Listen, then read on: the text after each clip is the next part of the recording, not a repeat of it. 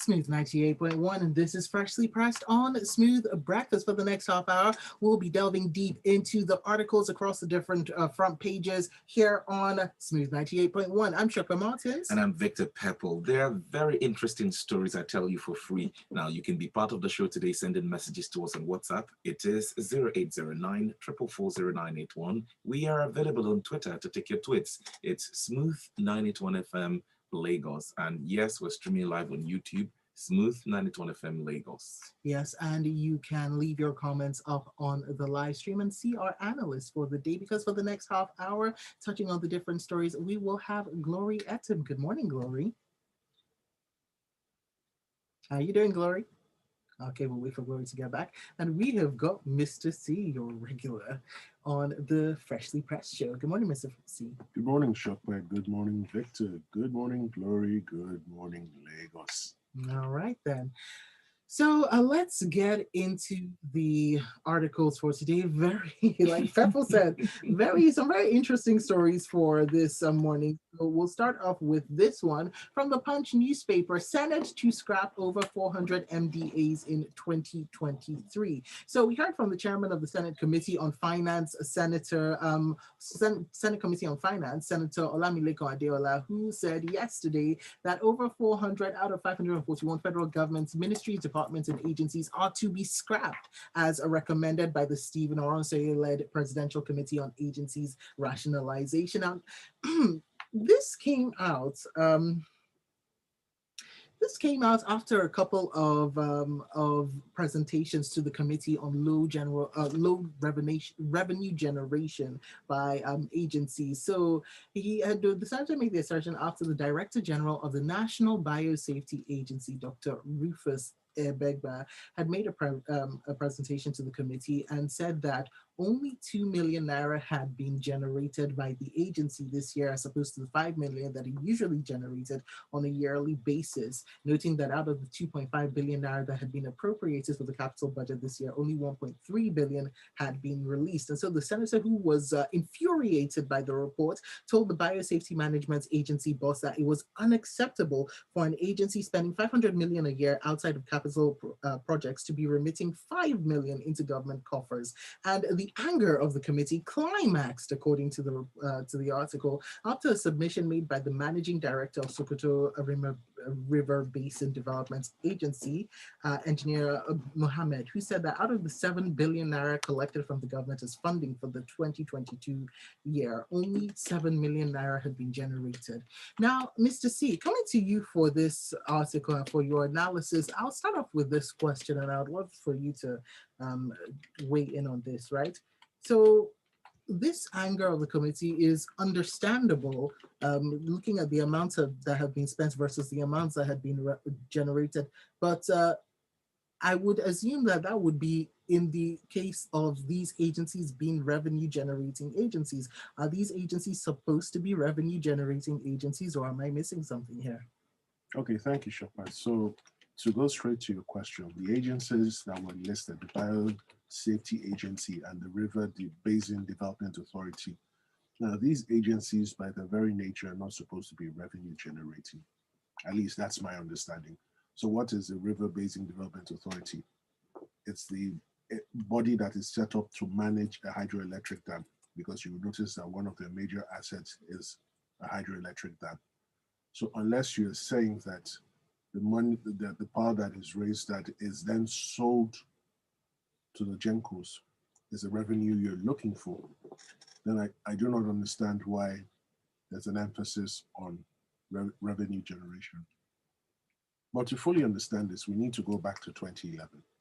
In 2011, the then President Jonathan, set up a committee to look into the question and of the existence of ministries, departments, and agencies. On the 16th of April, 2012, the Stephen Oronsaye-led committee submitted an 800-page report that recommended the abolition and merger of 102 agencies. In 2014, a white paper was issued.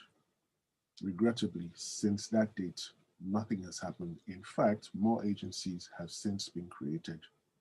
Now, in the Oronsaye report, they identified certain agencies that were should be self-funding, like the NPA, like the then NNPC, which is now a private company, like NIMASA, because they have the ability to generate their own revenue. The Stephen Orosari Committee also recommended that government should stop funding public bodies like ICANN, like the body that regulates public relations practitioners and the like, so that it could free up needed funds for capital development. Now, the Orosari Committee recommended 102. The senator who heads this committee recommended 400. I don't know how he got to 400, but it is clear that a good number or some of these agencies are overlapping. They almost do the same thing, and they either need to be merged or one of them completely abolished. Now, the truth of the matter is we cannot continue to maintain the over-bloated federal workforce that we currently have, at least until the situation drastically improves.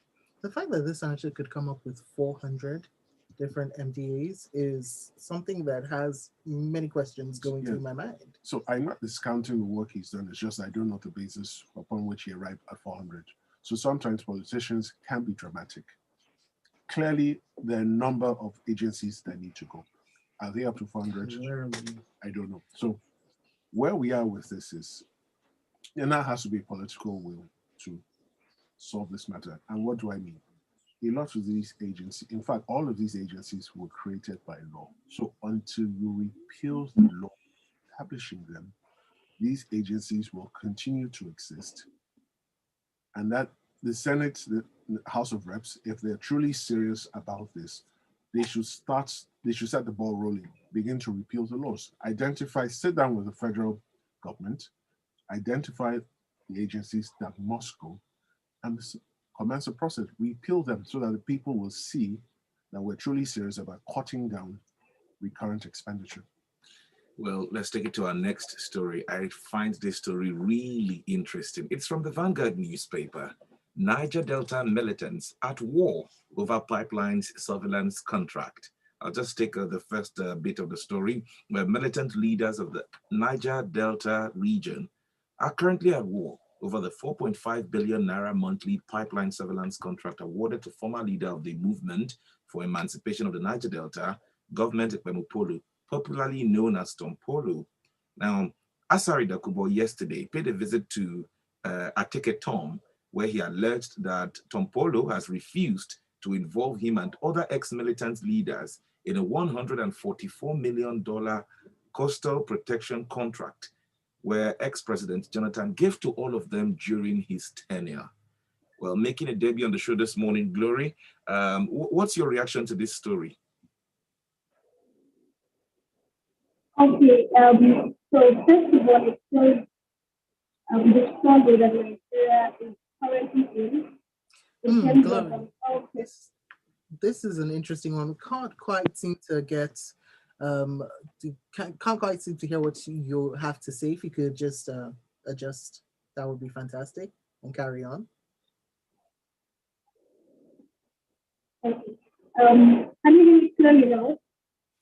Go ahead. Okay. So, this shows the problem that Nigeria is currently in with regards to all theft in the Niger Delta.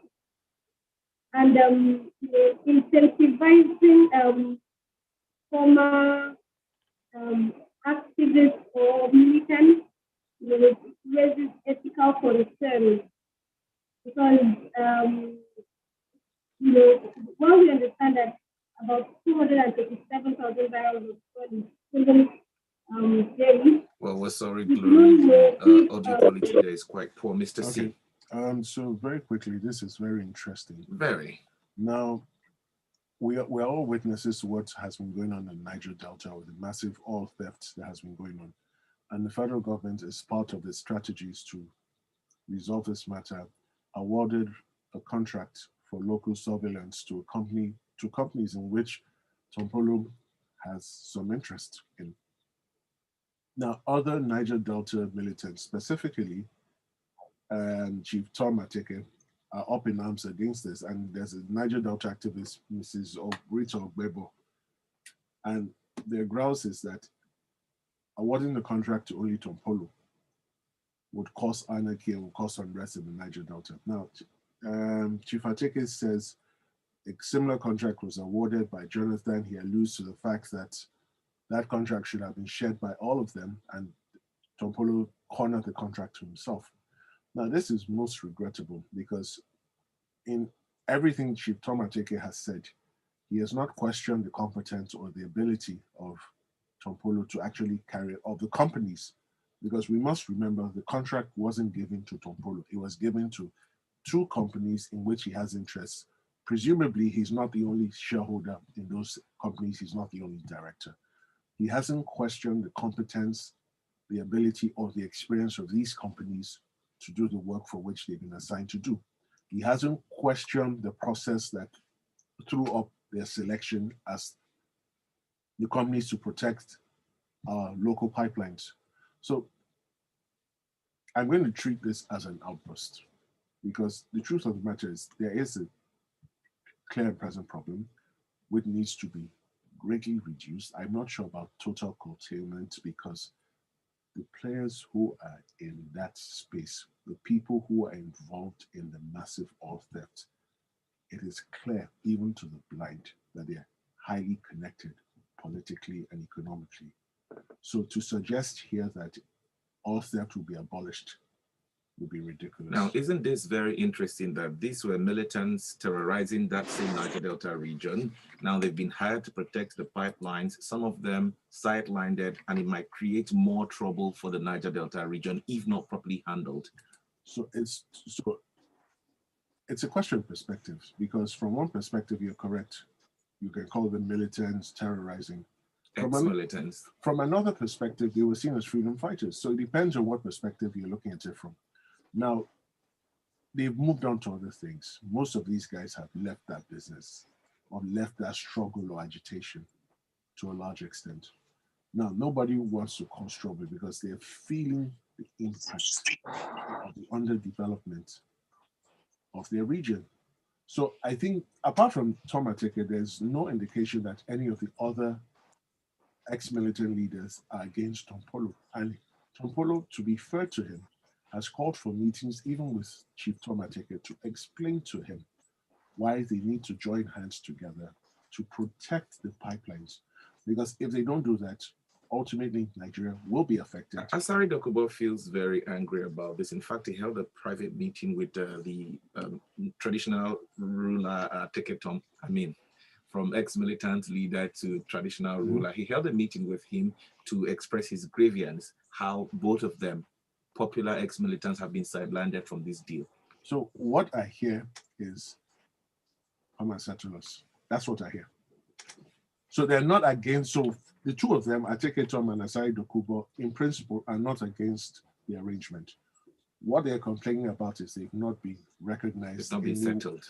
They've not been recognized in the ways they want to be recognized. And I trust that Tompolo will know what to do. Okay.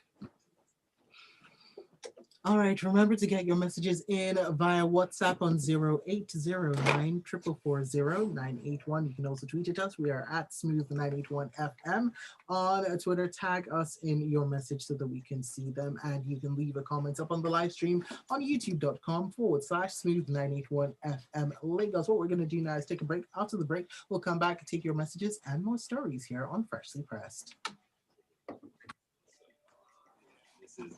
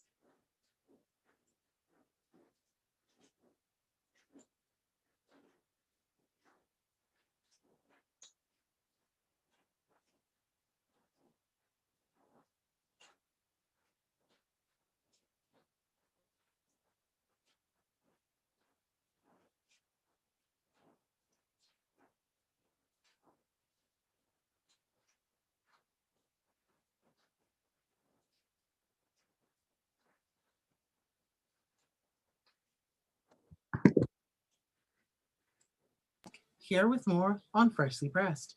Okay, so getting into the next story, after which we'll read your messages on 0809 440 981 and the other platforms via YouTube and Twitter as well.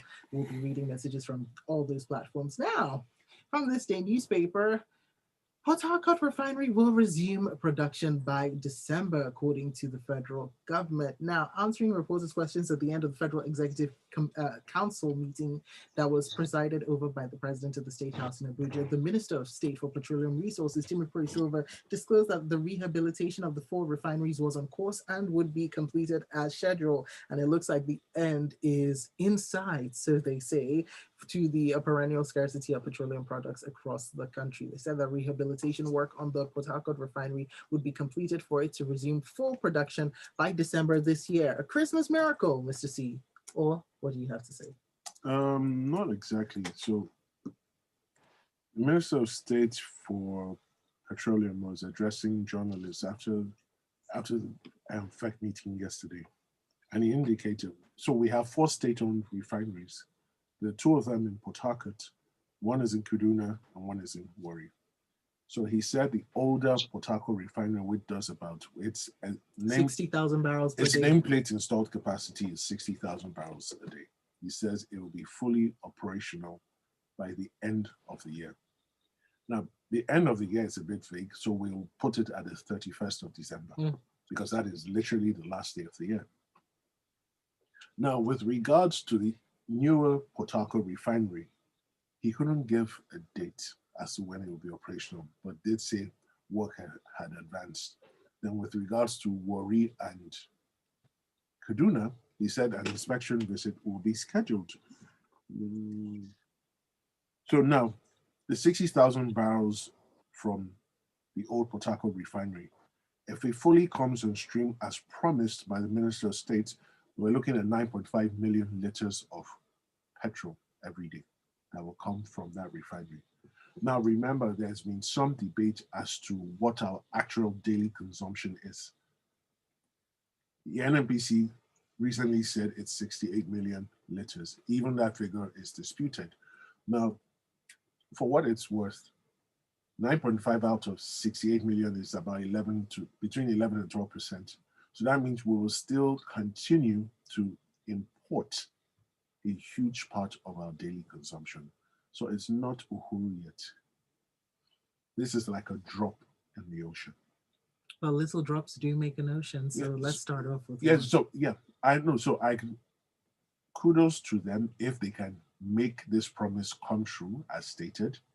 But we must remember this is still a drop. We need the other refineries to come on stream as soon as possible. Because if all 4 come on stream, then guess what? We may not need to import as much as we do. But at the end of the day, we still must find a scientific way of establishing what our daily consumption is. All right, so let's take it to the Daily Trust, where Police Commission Chairman Misiliu Smith resigns amid recruitment crisis. Now, you'll recall that the Commission and the Office of the Inspector General of Police has been at loggerheads over which body has the rights to conduct recruitment into the force. However, the Police Service Commission advertised recruitment for constables and urged interested applicants to visit the websites to apply. But the police, in a statement, told members of the public to discard the notice, insisting that recruitment process is solely the responsibility of the force, which must come from the IG's office. There's a twist to it. Now, yesterday, the news broke that the former IG, who's chairman of the Police Service Commission, has resigned on health grounds. But there are also reports that the commission asked him to resign, and he accepted the proposal to step aside. Okay, thank you, Victor. So what is clear and undisputed is the chairman of the Police Service Commission has resigned. What is not clear, what is disputed, is the reason for the resignation. Now, there have been some differences or divergences of opinion between the Police Service Commission and the police hierarchy. Now, one of these differences is what you've alluded to earlier. There was another difference. The recent promotion of Ibrahim Mago. There were members of the members of the police force that were against that promotion. but it was reported allegedly that the former chairman and some commissioners who were in support. So, or I might get, well, long story short, he's gone and he's expected to hand over to retired Justice Clara Gumbi. Beyond this, there is an issue that needs to be resolved. Why is the police hierarchy unable to work with the Police Service Commission? And then this calls into question, what exactly does the Minister for Police Affairs do if he cannot resolve this seeming conflict? Because both bodies report through him to the president, and he's the delegated official from the presidency tasked with doing this work. It's a little confusing for some of us who look at it from the outside, because the chairman of the Police Service Commission, usually the former IG of police, now the current IG of police, and the Minister of Police Affairs, most times this triangle, there's usually a disconnect with information amongst the trio. Yes, and it's sad. It's not uncommon in relating with different people that there will be disconnections, there will be confusion, there will be disagreements. But what is a bit sad is they've been unable to resolve this. They've been unable to manage this. Most of the time, we shouldn't get to hear about this unless it's deliberately leaked to the media or into the public space. Now, it's imperative. Now, we don't know what is the fate of the constables being recruited.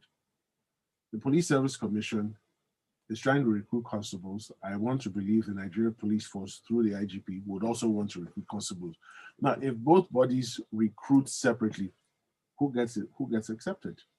Now, it will stand to reason that maybe from a point of practicality, that it's the IGP's version that will work. But it's important that this is nipped in the bud before it gets out of hand. This next one is a bit of a doozy. Okay, so from the Nation, banks stop PTA and BTA payments in cash as scarcity persists. So commercial banks have mandated that travelers who need their dollars, their PTA or their BTA, personal travel allowance or business travel allowance, to get travel debit cards as they commence card-based dollar disbursements. Now, this policy shift that was announced by many banks followed rising cases of what they termed abuse by travelers who get Forex but fail to use it for trip-related purposes or turn around to trade the funds at black markets. But the fact that there is a black market at all when it comes to provision of foreign currencies is that, could all of this be solved? All of these abuses that they're talking about, could they not be solved by just having one what's the word, exchange rates? Yes, Shopper, you're correct. It should, but Nigeria is an interesting country. So theoretically, if we had one rate, just one rate, all of this nonsense should stop. But Nigeria continues to defy logical theories. Because I have to say, as a traveler, I've been to a number of different countries, and it's not that hard to get dollars, pounds, euros, or other currencies in other countries. Why is Nigeria such a special case?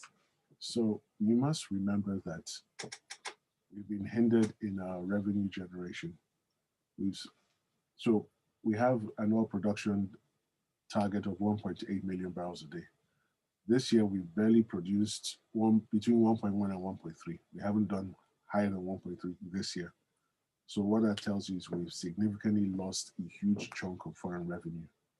Now, with the pressure on the acquisition of dollars from politicians to students going to school to people who are going on medical trips to companies that need to pay for raw materials that cannot be readily gotten in Nigeria, the pressures are not. We're not even talking about the power generation companies that need to import the equipment in USD.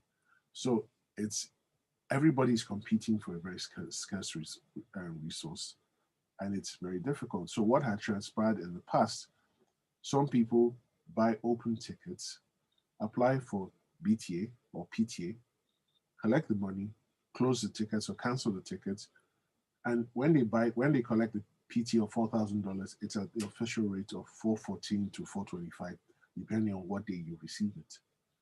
Then they immediately head to their local malam, sell for between $650 and $700 or even $720. The huge money on top is their profit. Now, They've come up with this strategy because if the money is on your card, it's a lot, it's less easy to It's more bring it out. traceable, right? No. These people are not, they're not concerned about the interest. Don't worry. They're just looking at the profit line, how much money they're going to make. But when the money is on a card, it's not as easy to get it out. I'm not saying it's impossible, but it's not that easy. And then it's like Shopper said, it's easier to trace. Unless someone has done something to that card, it should be pretty easy to get your money out of the card. Well, you go to an ATM and you take money out. You go to a shop and you pay for your purchase with the money. You can go to a shop, pay for your purchase with the money, and go back and return the item and get store credits. You can do a lot of things. And that card is not stopping people from doing anything. You'll get store credit, but you are likely not to get cash. You can sell store credit. Did you know that, Mr. C? You're giving out too much information. This is not criminal. I'm just saying people do this. So we continue to evolve. We continue to try to devise fresh strategies to deal with this situation. And it is hoped that this will also help to reduce to a great extent the amount of abuse that has been subjected with regards to BTA and PTA. Highly doubtable. All right, let's see if we can squeeze in some of the messages right before we wrap things up here today. Yinka Bolu is in on WhatsApp. He says, strange how I'm yet to get a response from High Chief Edwin Clark on this pipeline contract issue, that the government is engaging militants. Their ex or present is crazy, even with the naval presence over there. But I understand the unique nature of the madness over there, hence the need to engage the militants, locals in the security of these assets. But it will be nice to have folks from the region, specifically Edwin Clark, speak on this, since he was very vocal on the APC Muslim brouhaha. And Tayo says the upper and lower chambers are responsible for more wastage than any Nigerian agency. They should be the first in line for any slashes. Nick comes in, he says, this contract was clearly approved to cause confusion. Aside from Asari Dokubo and Ateke Tom, many other Niger Delta freedom fighters feel shortchanged. This will cause more trouble than resolve the problem. Tom Polo should cover Delta, Asari and Ateke should cover Rivers, Baby Loaf should cover Bayelsa. And Nick comes in with a sharing formula. Wow. And the balance of things, B from Lucky says, it's potentially a good move to employ the militants, especially because the security apparatus was struggling. After all, other governments hire criminal IT hackers and other criminals, give them pardons and absorb them into the government, in the whole use a thief to catch a thief operation. Controversial, but this approach could be considered to tackle the insurgency in the north as an alternative or complement to foreign mercenaries, and that is B from Lucky. Sam is in with a message. He says, we've been hearing about the refinery working for a very long time, I believe. This government should fix the refinery and stop promising. Sam sends that message from Ota. And Tony says, I can tell you for free that there are some elements planning to cripple those refineries being worked on to come on stream because their business will be seriously hit. This is what we must watch out for, and a proper move will be to investigate politicians who have refineries outside of our shores, as claimed by a minister years ago. So we have some politicians who have refineries outside Nigeria. Well, Fabian Inekwe is saying the banks and those who are given prime consideration are the main ones that give dollars to the black market. Having one exchange rate would easily solve the problem. All right, and we've come to the end of the show. Thank you so much, Mr. C, for joining us for today's episode. You can find him up on Twitter and Instagram at Monsieur C. Yes, he's very French on social media. There are 3 E's after that C, so make sure you get them in after the C so that you can actually find him at Monsieur C on Twitter and Instagram, and here on Freshly Pressed from 7:30 to 8 o'clock on a number of days of the week right here on Smooth 98.1. Coming up, 8:50.